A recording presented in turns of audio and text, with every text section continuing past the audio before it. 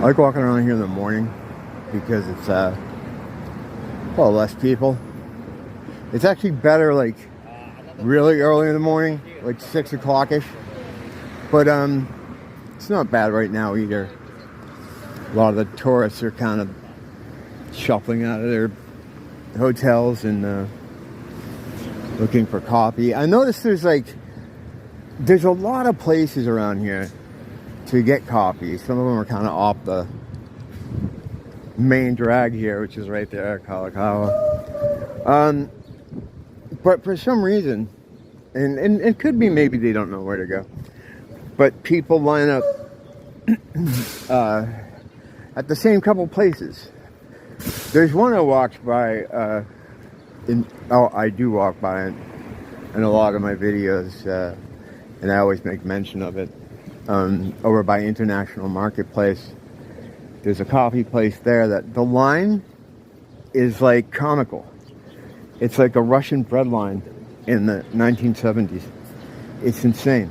Like, I mean, I can't describe how long. You gotta just kind of see it. There's another one too, a noodle place across the street from there that people start lining up at late afternoon, and it goes like right around the building, down the street. It's just hot pot. I don't know why, but the place always has long lines, like Disney World lines. The hot pot place is even worse than the coffee places, but I look at those and I'm like, how? You know, I guess if you're at Disney World, you know, you would. But like, I don't understand how they do that. Like, some of these places, you think you'd be there for like a half hour waiting.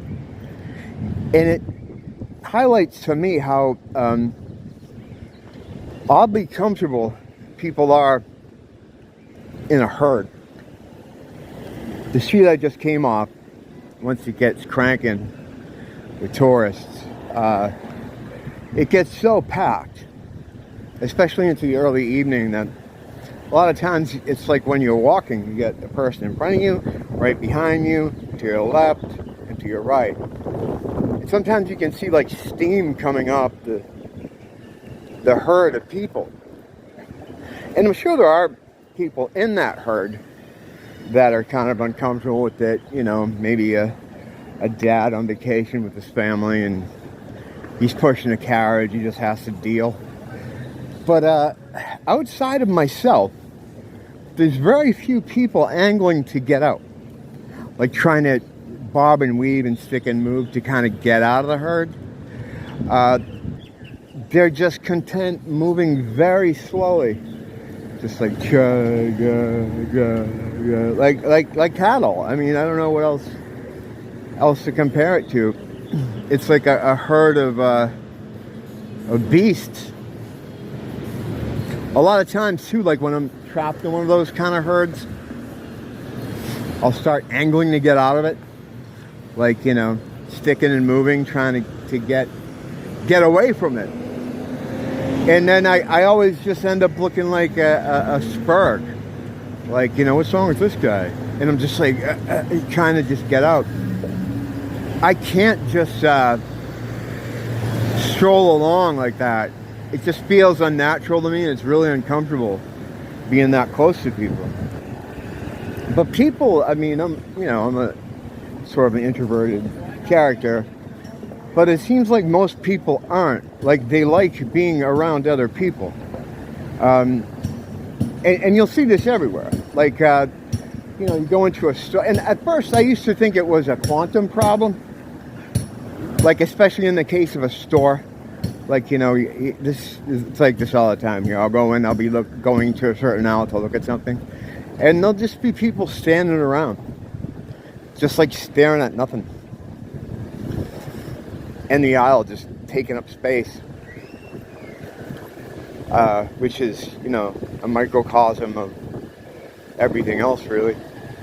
But they're just standing there, and then there'll be something I want to see, And when I want to look at something, everybody wants to look at the same thing. So I thought originally that this must be some kind of quantum thing. Like, because I'm putting my attention onto this one point, it's attracting these other points of attention to look at this too.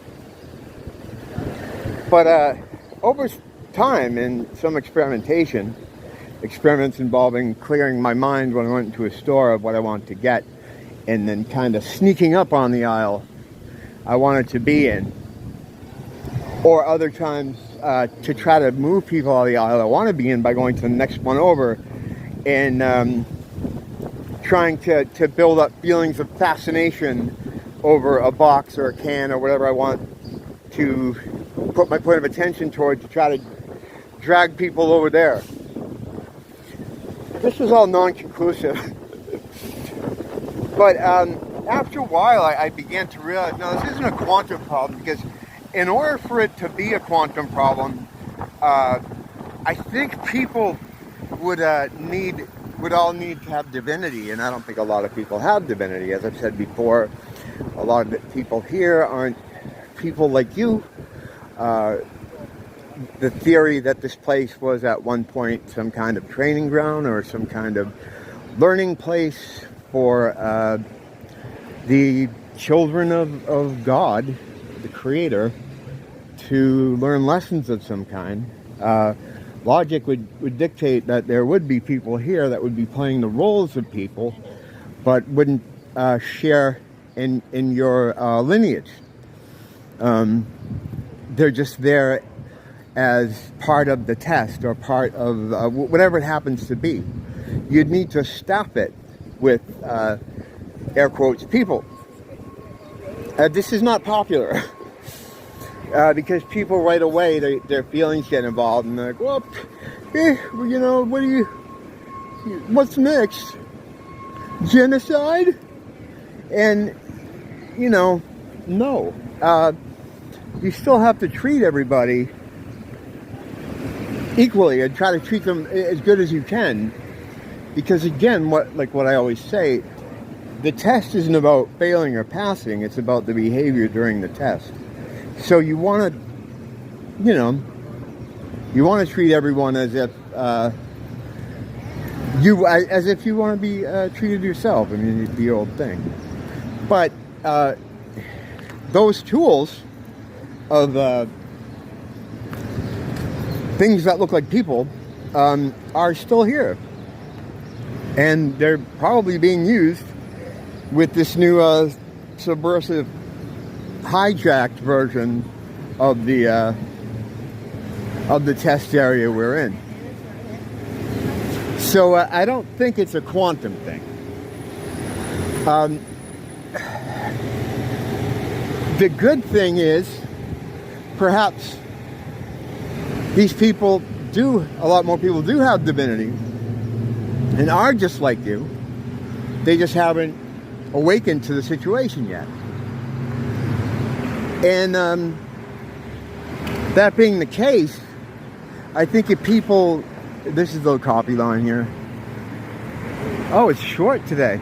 Oh, well, it's also like 10 o'clock. Get here at like 7. See how quick it goes into the mall usually. So, divine beings, right? They share the same energy because they're just, we're all slivers of this one being. You know, they're split up into different points of attention expressing themselves as individuals. So, that they would subconsciously want to be near other people. They want to come together. They want to bring that energy back together. And you may have had this thing too before, where you pull your car into a parking lot. Hold on, I just got to get some people off my ass. You pull into a parking lot and there's no one in there except you parked there, and another car comes in and they park right next to you. And you think, what the fuck is wrong with this person? What compels that? What compels that kind of behavior? I used to get mad, like, this guy's an asshole.